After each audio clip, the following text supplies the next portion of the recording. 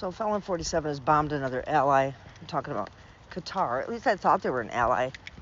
I mean, you know, they gave him that $400 million bribe. I mean, jet. That's going to cost the American taxpayers almost $1 billion to retrofit. For him to use when he's out of office?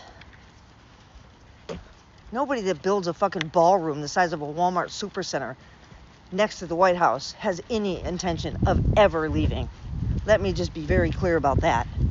And besides that, you know, it seems interesting. This is the second time that Felon 47 has been the one responsible for gathering people together in a place under the pretense of peace or a ceasefire. This is the second time he's done this. He did this to Iranian leadership with Israel. And then they bombed after they allegedly got together under the pretense of peace. Talk about peace. I think this is all very highly suspect. So it happens again. He gets these people together under the pretense of talking about a ceasefire. Hamas leadership and Qatar hosts the meeting. And then they get bombed because, be very clear, I've been watching the headlines all coming out. They've all said it the same way. And the way they frame it is very important. Trump gave the green light to Israel to bomb Qatar. I've seen this several different ways. They want the messages going out there to the world that it was Trump who gave Bibi Netanyahu permission to bomb Qatar and the Hamas leadership. Very important for them to frame that. So is Trump trying to take some shade away from Israel for this bombing? He's trying to take a little bit of the responsibility.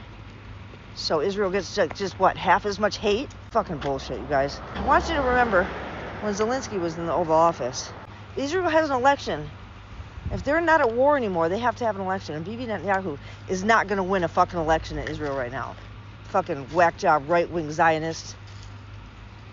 Fucking waiting for the goddamn rapture. We need to get these rapture nutballs out of politics. Jesus. At any rate, remember when this happened in the White House? So you say during the war you can't have elections. So let me just say 3.5 years from now.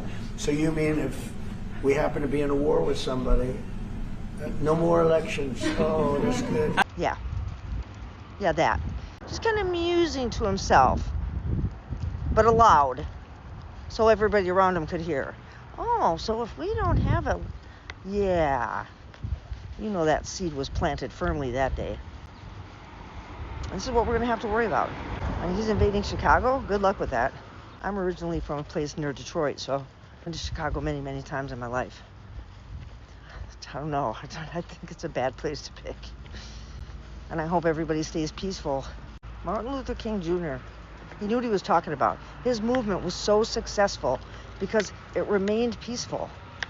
I mean, I can't imagine how hard that was for him to control. I mean, you can't have movements like this rupture out in violence. It undermines the legitimacy of the movement every time somebody reacts in violence. And it's going to get, increasingly more difficult to deal with. But we have to keep our heads together. I know it doesn't seem like sometimes it's the right thing to do, but it is. It is the right thing to do, okay? To stay peaceful. It is the right thing to do. Until it isn't.